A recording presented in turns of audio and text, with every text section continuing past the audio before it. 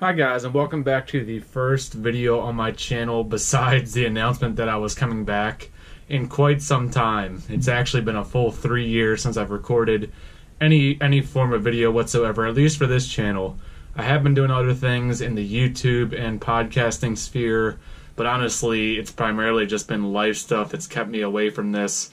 But I really wanted to get back to doing it because I have a lot I want to talk about in the gaming world, movie world, and beyond. But rather than bore you here with that, I will make that a separate video and have that all elsewhere. What we're here to talk about today is actually a review of the film based on this book here, Annihilation by Jeff Vandermeer. I just saw the movie recently. It's directed by Alex Garland. I was incredibly excited for it because I'm a huge fan of his. I'm a huge fan of his writing. I love the screenplays he's written, Sunshine, 28 Days Later, and a couple others.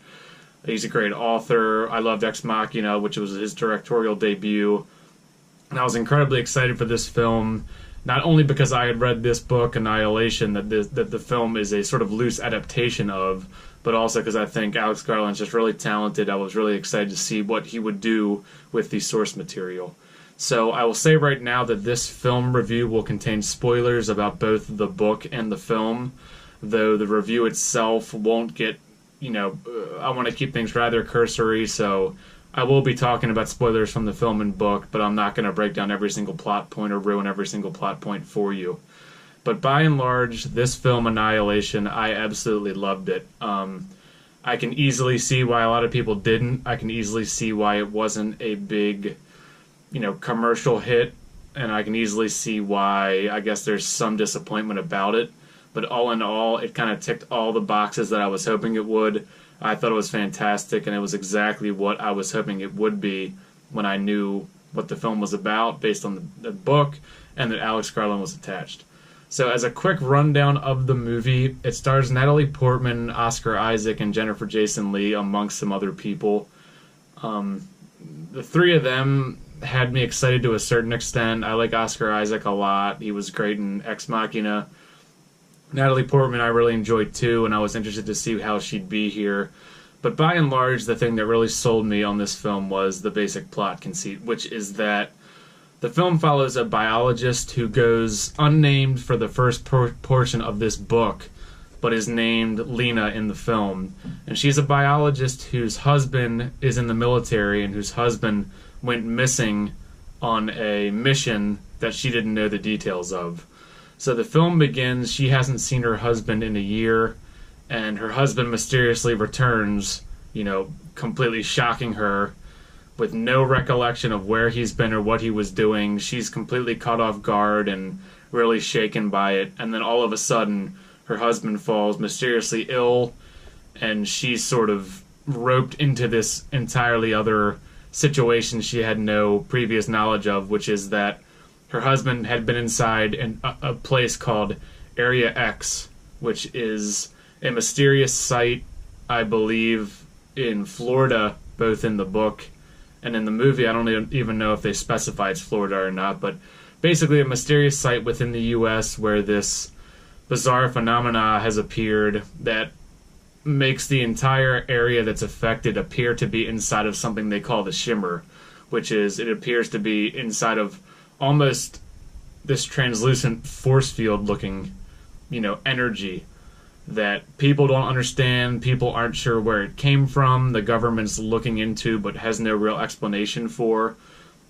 So the film follows Natalie Portman's character, this biologist, trying to get answers about this phenomenon called the shimmer to A, find out what happened to her husband, and B, figure out more about the event itself, because almost no one really seems to know anything. They've sent the government who's doing surveillance on this phenomena has really no more information about it after sending a large number of expeditions in. So the film primarily follows Natalie Portman and 4 other women as they trek into the shimmer to try to find out the cause, to try to find out more about it, and just to learn as much as they can and report back. Now, the book this is based on, Annihilation, has fantastic atmosphere and is really an interesting book in my opinion, but it's a book that when I read, I wasn't really sure how it could be adapted well.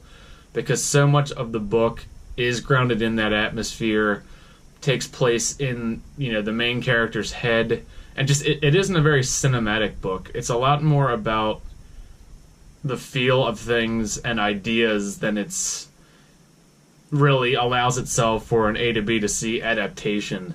So when I heard they were trying to do this, I was really curious how they were going to go about really bringing the book to life and conveying the same eeriness, the same creepiness, but some of the same wonder and beauty that the book does. And in this regard, Alex Garland absolutely nails it.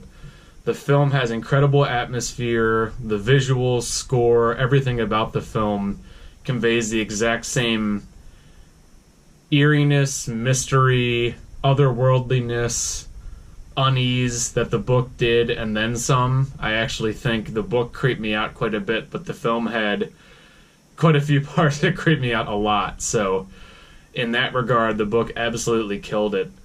The things I think really, really worked in this film, and that's where I'll get into spoilers a little bit, are the visuals are absolutely gorgeous. They're astounding. The way they portray this phenomena, the shimmer, is so well done. It's believable and mysterious and awe-inspiring without being like hammy, over-the-top CGI. It works really well with the natural setting that the story takes place in, because you have these beautiful sort of sequences where the characters are journeying through this landscape where just enough is different in the coloration and growth of these plants and the appearance of this wildlife in the shimmer that it looks different and kind of makes you feel uneasy, but it's also really beautiful to look at and really just so visually interesting that it's the perfect sort of in-between of those two things, which I thought was really important. So the visuals, they knocked it out of the park.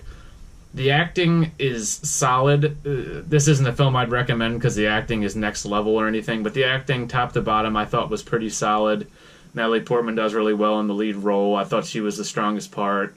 Oscar Isaac is really solid in the part. He's only in it for a relatively short amount of time, though. And the rest of the expedition, the other four women that go along with Natalie Portman, all play their roles perfectly well. There's nothing really to highly recommend based on acting alone, but as a whole, I thought the acting was solid. The score is incredible. I've been listening to it since I saw the movie. This combination of just ambiance that the film has, and then in particular the song that sort of carries the last 15 or so minutes of the film is just absolutely fantastic. It's the perfect combination of sort of alien sounding, pun intended, while also being beautiful but creepy, but it's just absolutely mind-blowing, just awesome stuff. It sets the mood and tone for the finale of the film so well. It makes the hair stand on the back of my neck, but is also just really really listenable. It's a really hard song to sort of explain, but fantastic. The track's called "The Alien" for anyone who might want to listen to just that to get a sense of this film. But from a technical standpoint, top to bottom, the movie's phenomenal. I think what people had problems with here that I love, but I can see where you'd have problems with, is this is a science fiction film that certainly isn't made for the masses.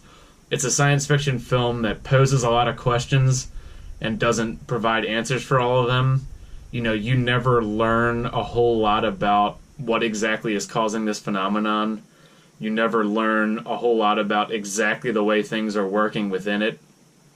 You find out a little bit about, essentially that within the shimmer, within Area X, everything, as they put it in the film, is sort of being refracted from people's genetics literally being refracted and people changing as they stay in the shimmer, to wildlife changing, to plant life changing, to signals, both visual and audio and electrical signals within the shimmer being bouncing off one another and being screwed up, making communication out hard.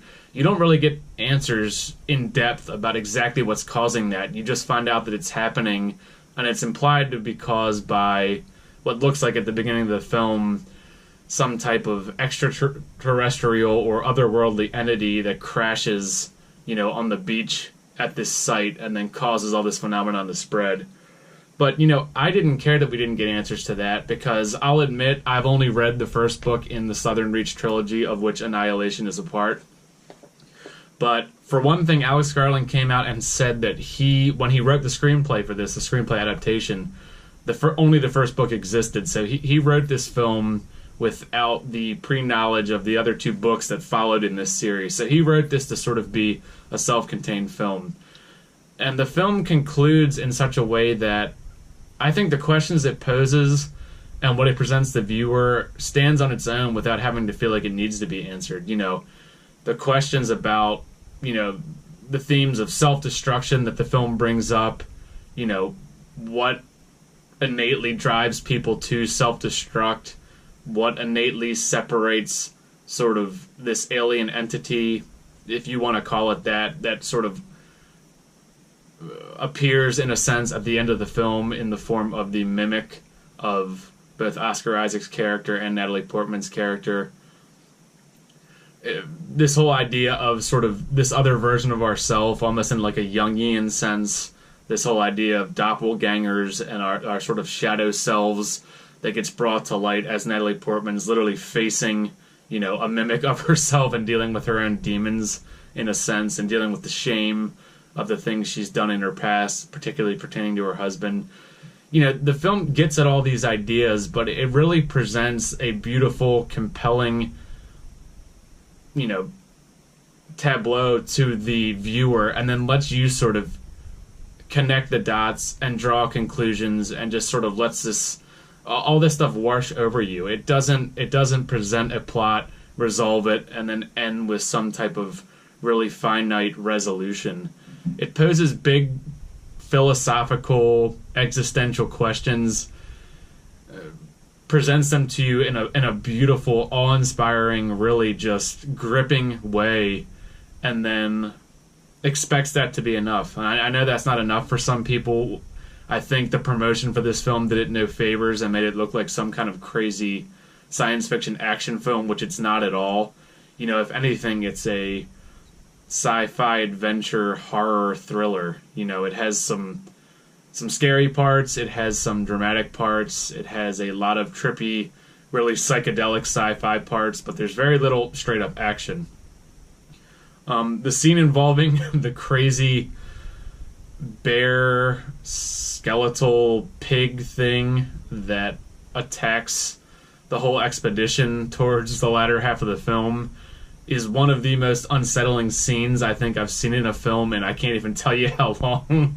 The noises that thing was making and the whole design of the scene, the way the tension played up, was just fantastic. I mean, I'm pretty easily scared anyway, but that literally had me just gripping my armrest. That was so creepy and so well done. That scene alone was enough to sort of sell the film as a, it's not a horror movie, but that sells sort of the scary element of the film by itself.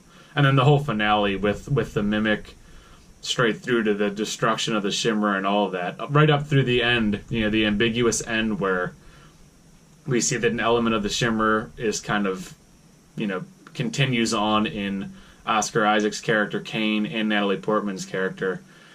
All that I just loved. I didn't need my handheld. I didn't need the film to come out and say, this character is a clone of the original person. This one isn't. This is, I didn't need those things. Some viewers might, and I can see why not getting those would frustrate an average moviegoer. But, Alex Garland doesn't make that kind of film. He doesn't write that kind of film.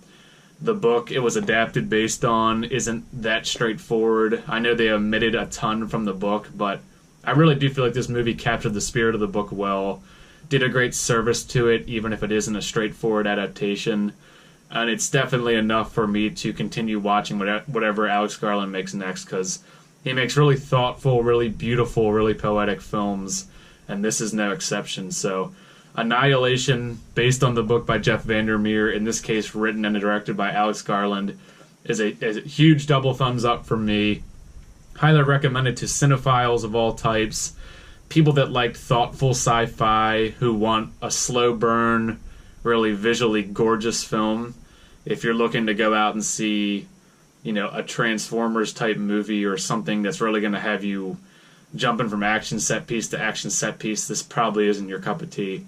But if you want something that's just gorgeous to look at and listen to, fairly well acted, a really nice breath of fresh air from most filmmaking these days, I highly recommend Annihilation. I'd love to know what you guys think about it.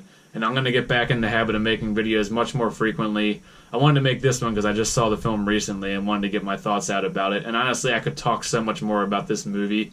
I was just trying to keep this vaguely, not short, but vaguely straightforward so I didn't ramble forever. But Annihilation's fantastic, and I really think it's the sci-fi fans type of movie. So go and check it out. Support movies like this because we need more of them. Guys, I'll talk to you soon. It's nice to be back. Take care.